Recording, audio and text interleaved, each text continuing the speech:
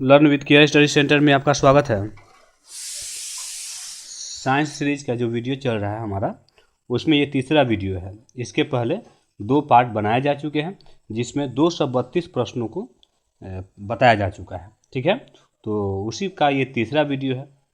तो चलिए बिना टाइम गंवाए हुए शुरू करते हैं। तो हमारा पहला प्रश्न होगा आज का, नाभिकीय विखंडन में प्रयुक्त होता है। तो नाभिकीय विखंडन में क्या प्रयुक्त होता है, किस चीज़ का प्रयोग किया जाता है? न्यूट्रॉन का प्रयोग किया जाता है। ठीक है, तो नाभिकीय विखंडन में न्यूट्रॉन का प्रयोग किया जाता है। द्रव अवस्था में पाया जाने वाला धातु कौन सा है? ठीक है, तो जो वह धातु जो द्रव अवस्था में पाया जाता है वो पारा होता है। ठीक है, पारा एकमात्र ऐसा धातु है जो कि द्रव अवस्था में पाया जाता है। द्रव के रूप में पाया जाने वाला एकमात्र अधातु कौन सा है? ये भी याद रखेंगे, ब्रोमीन होता है। द्रव के रूप में एकमात्र अधातु ब्रोमीन ही पाया जाता है। विद्युत धारा मापी जाती है अमीटर से। ठीक है, तो विद्युत धारा अमीटर से मापी जाती है। अदिश राशियां हैं तो कौन कौन है? कार्य, ऊर्जा, ताप, समय, चाल, ये सारे के सारे क्या हैं? अदिश राशियां हैं। ठीक है, और सदिश राशियां को देखें यहाँ पे कुछ, तो त्वरण, बल, विस्थापन, संवेग, ये सब जो है क्या है? सदिश राशि हैं। तो एक तरीका है सदिश और अदिश याद रखने का, जिसको आप ट्राई कर सकते हैं। तो क्या है वो? तो ज़्यादातर जिन शब्दों में वह मिश्रित रहता है, यानी कि जैसे त्वरण देखिए, इसमें वह है। विस्थापन देखिए, इसमें वह है। वेग देखिए, इसमें भी वह है। ठीक है, बल को बल नहीं करके अव्वल कहिए। ठीक है, तो इसमें भी वह या फिर मतलब है ही, ये कुछ अंश तो है ही इसका। तो जितने भी इस तरह के रहते हैं वो ज़्यादातर सदिश होते हैं। ठीक है, ये एक तरीका है जो कि 100% तो नहीं, लेकिन फिर भी 90% सही होता है। ठीक है, तो चलिए अगले प्रश्न को देखें। शुष्क बर्फ किसे कहा जाता है? ठोस कार्बन डाइऑक्साइड को शुष्क बर्फ कहा जाता है। तत्व का सबसे छोटा कण या भाग क्या होता है? परमाणु होता है। तत्व का सबसे छोटा कण या भाग जो होता है वो परमाणु होता है। रासायनिक यौगिक का सबसे छोटा यूनिट क्या होता है? अणु होता है। ठीक है, या यूं कहें कि यौगिकों का सबसे छोटा जो भाग होता है क्या होता है? अणु होता है। और तत्व का सबसे छोटा कण क्या होता है? परमाणु होता है। परमाणु के 3 मौलिक कण होते हैं। कौन कौन होते हैं? इलेक्ट्रॉन, प्रोटॉन और न्यूट्रॉन। ठीक है, और इलेक्ट्रॉन की खोज किसने की थी? तो जे थॉमसन ने की थी। ठीक है, तो इलेक्ट्रॉन की खोज किसने? जे थॉमसन ने की थी। प्रोटॉन की खोज किसने की थी? गोल्डस्टीन ने की थी। ठीक है, याद रखेंगे, प्रोटॉन की खोज किसने की थी? गोल्डस्टीन ने की थी। और न्यूट्रॉन की खोज की थी जेम्स चार्ल्विक ने। ठीक है, तीनों याद रखेंगे, electron, J Thomson, proton, Goldstein, neutron, Chadwick. Electron होता है ऋण आवेशित होता है। ठीक है, इलेक्ट्रॉन होता है जो ऋण आवेशित होता है। प्रोटॉन होता है वो धन आवेशित होता कण होता है। ठीक है, प्रोटॉन धन आवेशित कण होता है। न्यूट्रॉन जो होता है एक आवेशहीन कण होता है। ठीक है, इलेक्ट्रॉन पर ऋण आवेश होता है, प्रोटॉन पे धन आवेश होता है, न्यूट्रॉन पे कोई आवेश नहीं होता है। ठीक है, पॉजिट्रॉन की खोज किसने की थी? एंडरसन ने की थी। ठीक है, तो पॉजिट्रॉन की खोज एंडरसन ने की थी। इलेक्ट्रॉन त्यागने एवं ग्रहण करने की प्रवृत्ति कहलाती है। क्या कहलाती है? ऑक्सीकरण एवं अवकरण। ठीक है, तो इलेक्ट्रॉन त्यागने का जो प्रवृत्ति होती है ऑक्सीकरण कहलाती है, और इलेक्ट्रॉन ग्रहण करने की जो प्रवृत्ति होती है वो अवकरण कहलाती है। ठीक है, प्रोटॉन का भार इलेक्ट्रॉन के भार का कितना गुना होता है? तो ये 1840 गुना होता है। ठीक है, प्रोटॉन का भार इलेक्ट्रॉन के भार का 1840 गुना होता है। वैद्युत अपघटन में ऑक्सीकरण होता है कहाँ?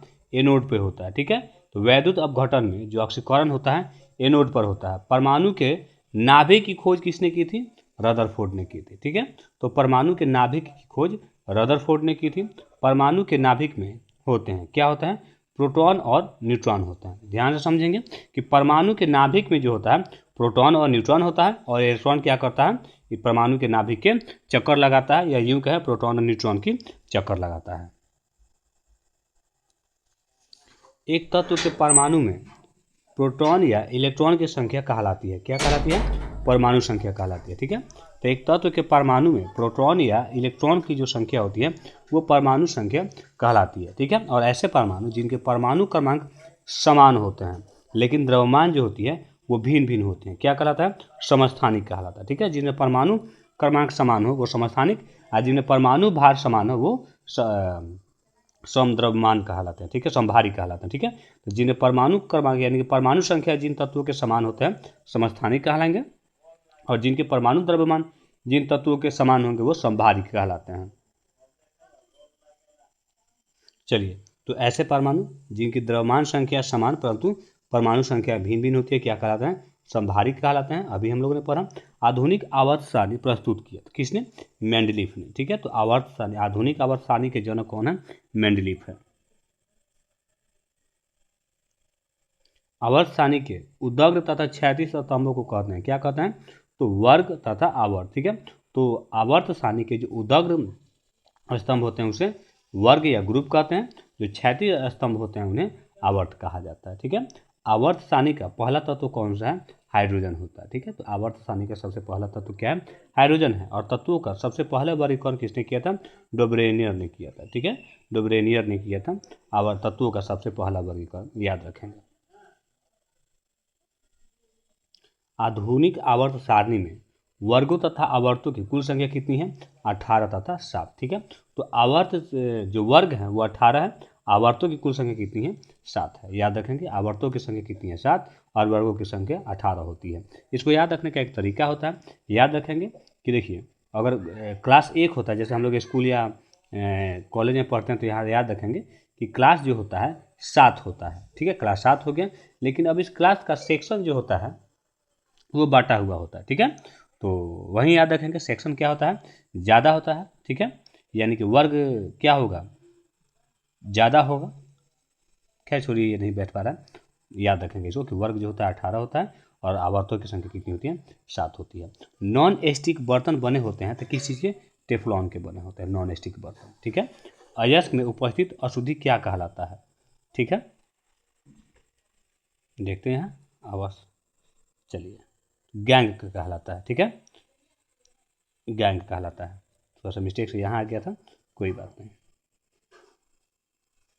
चलिए यहाँ देखते हैं, खनिजों एवं अयस्कों से धातु प्राप्त करने की विधि को कहते हैं धातु कर्म कहते हैं, क्या कहते हैं, धातु कर्म। खनिजों एवं अयस्कों से धातु प्राप्त करने की जो विधि होती है उसे धातु कर्म कहते हैं, ठीक है।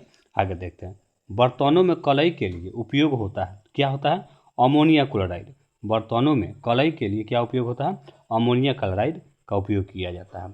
पटाखों में हरा रंग होता है किसके कारण, बेरियम के कारण होता है। पटाखों में हरा रंग जो होता है वो बेरियम के कारण होता है। आतिशबाजी के दौरान लाल चटक रंग होता है किसके कारण होता है, स्ट्रोसियम के दौरान होता है, ठीक है। तो स्ट्रोसियम की उपस्थिति के कारण होता है, ठीक है। तो जब हम लोग पटाखे उड़ाते हैं तो उसमें जो लाल कलर जो होता है, ठीक है, ब्लास्ट के बाद जो लाल कलर दिखाई देता है वो स्ट्रोसियम की उपस्थिति के कारण दिखाई देता है, ठीक है। और भविष्य का ईंधन किसे कहा जाता है, हाइड्रोजन को कहा जाता है, ठीक है। भविष्य का ईंधन किसे कहा जाता है, हाइड्रोजन को कहा जाता है। मार्स गैस कहलाता है तो क्या कहलाता है, मीथेन। मार्स गैस किसे कहते हैं, मीथेन को कहते हैं। नोबेल गैस कहलाता है, हीलियम जो है ये एक नोबेल गैस है, ठीक है, हीलियम जो है एक नोबेल गैस है। सर्वाधिक हल्की गैस कौन सी है, हाइड्रोजन है। सर्वाधिक हल्की गैस बोले या सर्वाधिक हल्का तत्व कहा जाए, ठीक है, दोनों का आंसर क्या होगा, हाइड्रोजन है। सबसे हल्की धातु कौन सी है, लिथियम। अगर धातुओं में सबसे हल्की पूछी जाए तो लिथियम है। तत्वों में सबसे हल्का हाइड्रोजन और धातुओं में सबसे हल्का लिथियम, ठीक है। और धातुओं में सबसे भारी धातु कौन सी होती है, ओस्मियम होती है। याद रखेंगे, सबसे हल्की धातु लिथियम, सबसे भारी धातु ओस्मियम, ठीक है। और सर्वाधिक हल्की गैस जो होती है यह तत्व वो हाइड्रोजन होता है। सबसे कठोर धातु कौन सी है, प्लेटिनियम है। प्लेटिनियम को सबसे कठोर धातु के रूप में जाना जाता है। और सबसे कठोर पदार्थ कौन सा है, हीरा है। याद रखेंगे, प्लेटिनियम सबसे कठोर धातु है, सबसे कठोर पदार्थ नहीं है। सबसे कठोर पदार्थ कौन होता है, हीरा होता है। सर्वाधिक प्रत्यास्थ धातु क्या होता है, स्टील होती है। प्रत्यास्थ का मतलब है सबसे ज़्यादा दूर तक इसको क्या किया जा सकता है, लंघाया जा सकता है, ठीक है। धातु की बात यहाँ पे की जा रही है, ठीक है। गुब्बारों तथा वायुमंडल के टायरों में भरी जाती है कौन सी गैस भरी जाती है, हीलियम गैस भरी जाती है, ठीक है। गुब्बारों तथा वायुमंडल के टायरों में हीलियम गैस भरी जाती है, क्यों, क्योंकि ये हल्की गैस होती है। तो सबसे हल्की गैस तो हाइड्रोजन होती है, तो उसको भरा जाना चाहिए, लेकिन उसको नहीं भरने के पीछे रीजन है कि वह ज्वलनशील होता है, ठीक है। इसलिए हाइड्रोजन का नहीं भरा जाता है बल्कि हीलियम को भरा जाता है। अश्रु गैस है तो क्लोरोएसिटोफिनॉन, ठीक है। अश्रु गैस क्या है? क्लोरोएसिटोफिनॉन है। हंसाने वाली गैस है नाइट्रस ऑक्साइड। हंसाने वाली गैस क्या है? नाइट्रस ऑक्साइड को हंसाने वाली गैस भी कहा जाता है। जल की अस्थायी कठोरता का कारण है तो क्या है? कैल्शियम एवं मैग्नीशियम के बाइकार्बोनेटों का घुले रहना, ठीक है। तो जल के अस्थायी कठोरता का कारण क्या है? तो कैल्शियम एवं मैग्नीशियम के बाइकार्बोनेट का घुले रहना। जल में अस्थायी कठोरता का कारण क्या होता है? तो अभी हम लोग ने पढ़ा कैल्शियम और मैग्नीशियम के सल्फेट का घुले रहना। जल की अस्थायी तथा अस्थायी कठोरता दूर होती है, किससे होता है? जल में सोडियम कार्बोनेट को मिलाकर, ठीक है। जल की अस्थायी तथा अस्थायी कठोरता दूर की जाती है। जल का शुद्ध रूप है वर्षा का जल, ठीक है। तो जल का शुद्ध रूप क्या है? वर्षा का जल होता है। भारी जल यानी कि D2O का अनुभार होता है कितना है? 20 होता है, ठीक है। D2O का अनुभार 20 होता है। भारी जल, ठीक है, जिसका खोज किसने किया था? खोज 1932 में यूरो तथा वाशबर्न ने किया था। इसका रासायनिक नाम क्या है? ड्यूटेरियम ऑक्साइड, ठीक है। रासायनिक नाम ड्यूटेरियम ऑक्साइड है, जिसको D2O उसका रासायनिक सूत्र होता है। चलिए आगे देखते हैं। कृत्रिम वर्षा के लिए प्रयोग में लाया जाता है क्या? सिल्वर आयोडाइड, ठीक है। तो कृत्रिम वर्षा के लिए सिल्वर आयोडाइड का प्रयोग किया जाता है, ठीक है। लोहे का सबसे शुद्ध रूप क्या है? पिटवा लोहा, ठीक है। लोहे का सबसे शुद्ध रूप जो है वो क्या है? पिटवा लोहा है। लोहा के किस रूप में कार्बन की मात्रा न्यूनतम होती है? तो पिटवा लोहा। लोहे के किस रूप में कार्बन की मात्रा जो होती है न्यूनतम होती है? तो पिटवा लोहा में कार्बन की मात्रा सबसे कम होती है। लौह की मात्रा सर्वाधिक होती है तो किसमें? पालक या हरी सब्जियों में होती है, ठीक है। हरी पत्तीदार सब्जियां जो होती हैं उनमें लोहे की मात्रा अधिक होती है, खास करके पालक में। लोहे को जंग से बचाने के लिए चढ़ाई की जाती है किसकी? जिंक के परत की। और इसके जो जिंक की परत चढ़ाई जाती है लोहे पे, उस प्रक्रिया को क्या कहते हैं? गैल्वेनाइजिंग कहा जाता है, ठीक है। गैल्वेनाइजेशन कहा जाता है। विद्युत एवं ऊष्मा का सर्वोत्तम चालक क्या होता है? चांदी है। विद्युत एवं ऊष्मा का सर्वोत्तम चालक जो होता है वो चांदी होता है। शुद्धतम सोना होती है 24 कैरेट की, ठीक है। जो शुद्धतम सोना होती है वो 24 कैरेट की होती है।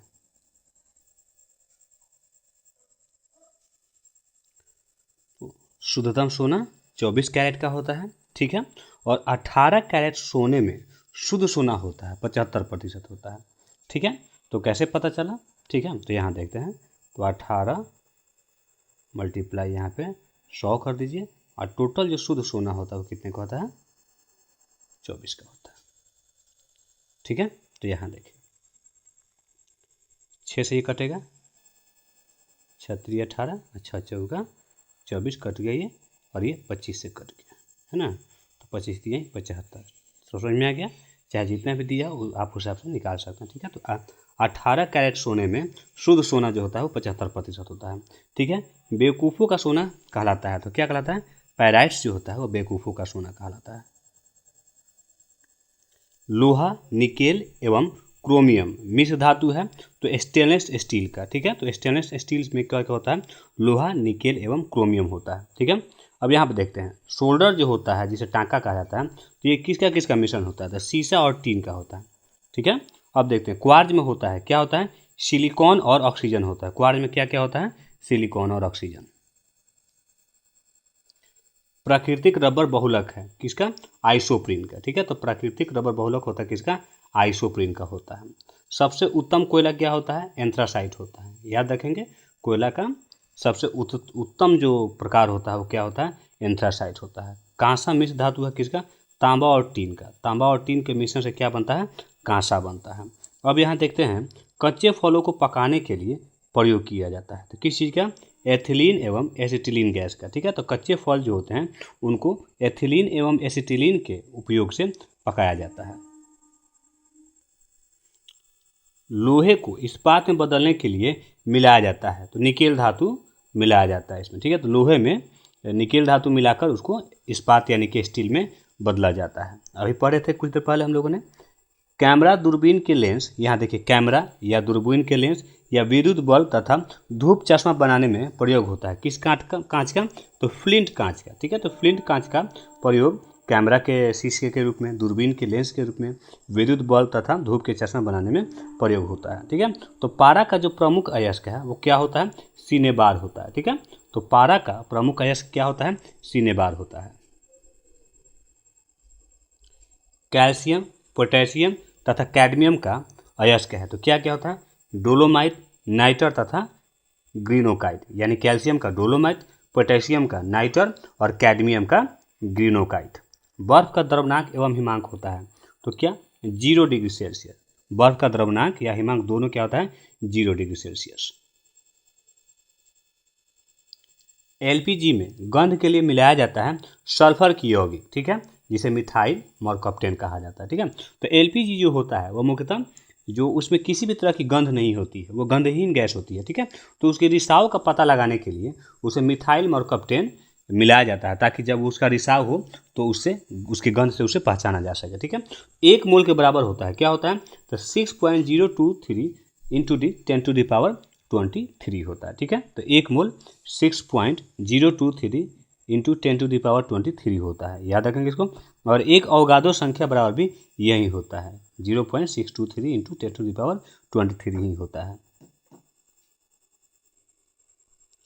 हीरा का अपेक्षित घनत्व तथा अपवर्तनांक होता है तो अपेक्षित घनत्व 2.2 और अपवर्तनांक उसका 2.4 होता है। ठीक है, तो हीरा का अपेक्षित घनत्व जो होता है 2.2 और अपवर्तनांक जो होता है वो 2.4 होता है। ठीक है, रिएक्टर में नियंत्रक छड़ के रूप में प्रयोग होता है तो रिएक्टर में जो नियंत्रक छड़ के रूप में कैडमियम या बोरॉन की छड़ का प्रयोग होता है। ठीक है, तो 2 तरह का उपयोग होता है, या तो कैडमियम की छड़ का या फिर बोरॉन की छड़ का उपयोग होता है।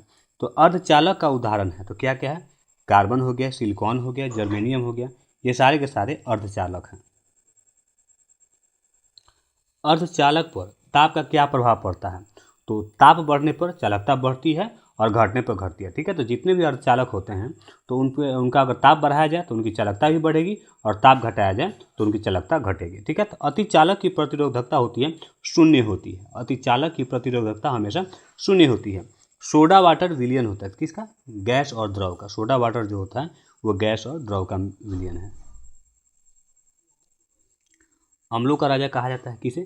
H2SO4 यानी कि सल्फ्यूरिक अम्लों को। ठीक है, तो सल्फ्यूरिक अम्लों को अम्लों का राजा कहा जाता है।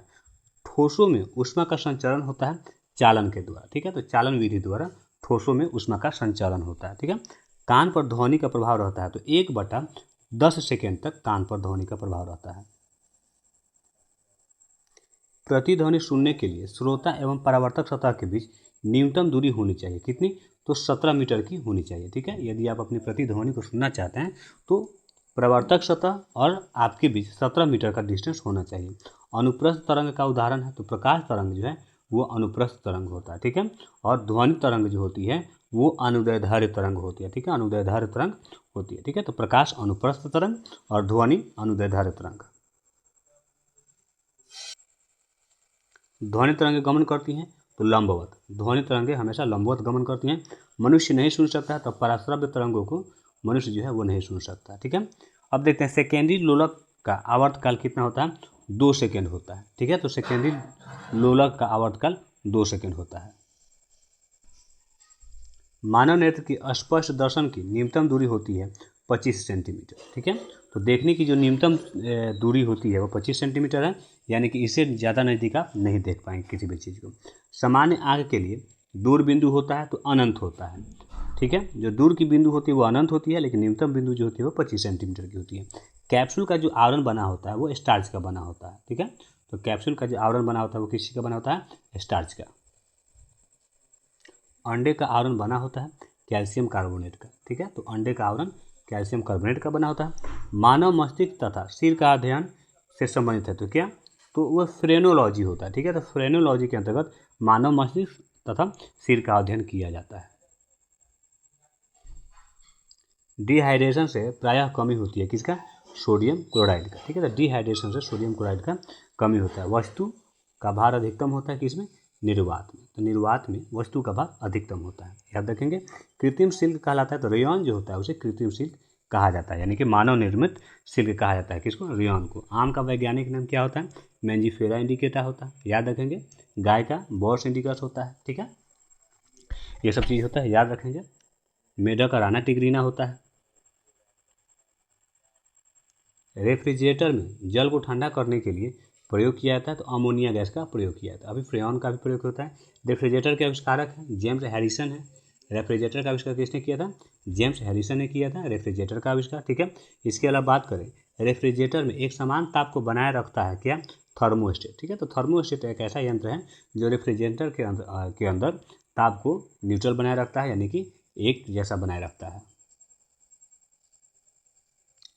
कमरे में रखे रेफ्रिजरेटर का दरवाज़ा खोल दिया जाता है तो कमरे का जो तापमान है वो बढ़ जाएगा। याद रखेंगे कि अगर आप कमरे में रेफ्रिजरेटर का दरवाज़ा खोल देते हैं तो उस कमरे का तापमान बढ़ जाएगा। पेप्सिन प्रोटीन को बदलता है तो पॉलीपेप्टाइड में बदलता है। पेप्सिन जो होता है वो प्रोटीन को पॉलीपेप्टाइड में बदल देता है, ठीक है। यहाँ प्रोटीन होगा।